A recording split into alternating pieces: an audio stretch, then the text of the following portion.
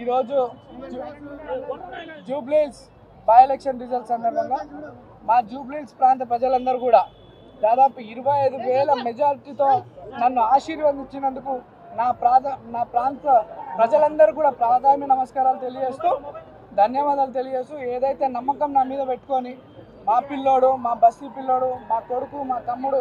మాకు అండగా ఉంటాడు, మా కష్టాల్లో నిలబడతాడు, మా సమస్యలు పరిష్కరిస్తాడని ఎంతో నమ్మకంతో నాకు ఈ అవకాశం కల్పించారు. వారి సేవ చేసుకోవడానికి ఈ అవకాశం కల్పించినందుకు వారందరికీ కూడా ధన్యవాదాలు తెలియజేస్తూ అదేవిధంగా కాంగ్రెస్ అధిష్టానం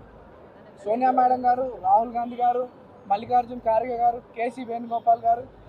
అలానే మా ముఖ్యమంత్రి గారు, మా ప్రియతమ నాయకులు మా అన్న రేవంత్ అన్న గారికి,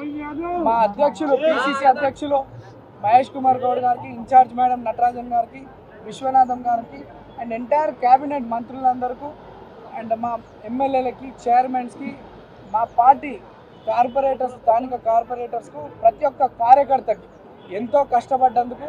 వాళ్ళందరూ కూడా ధన్యవాదాలు తెలియజేస్తూ మరి మా పార్టీ పెద్దలు నా మీద నమ్మకం పెట్టుకొని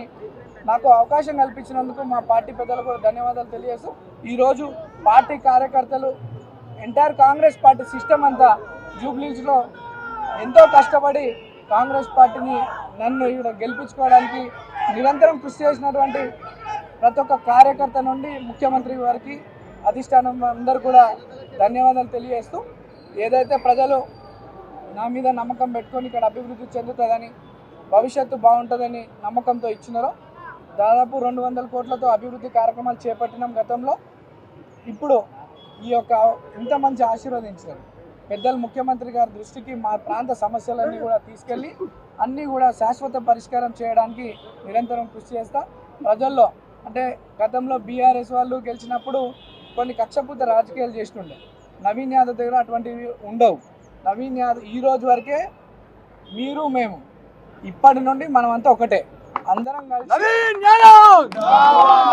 కలిసి మన ప్రాంత అభివృద్ధి కొరకు కష్టపడదాం, కలిసి పని చేసుకుందాం అని చెప్పి సందర్భంగా తెలియజేస్తూ మరి మా అనేక దుష్ప్రచారాలు బీఆర్ఎస్ పార్టీ వాళ్ళు మా మీద నన్ను, నా కుటుంబ సభ్యుల్ని అనేక తప్పుడు ఆరోపణలు చేయడం జరిగింది. వాటికి ఈరోజు ఈ సమాధానం మా ప్రజలు వాళ్ళకి ఇచ్చినారు. ప్రజలందరూ కూడా మరోసారి ధన్యవాదాలు తెలియజేస్తూ అందరికీ కష్టంలో తమ్ముడుగా, కొడుకుగా ఉంటానని చెప్పి తెలియజేస్తూ డెఫినెట్లీ మా ప్రాంతంలో అన్ని స్కూల్స్, గవర్నమెంట్ స్కూల్స్ని అన్నీ కూడా రెనోవేషన్ చేయించి మంచి క్వాలిటీ ఎడ్యుకేషన్తో పాటు వాళ్ళకి ఫెసిలిటీస్ అందిస్తూ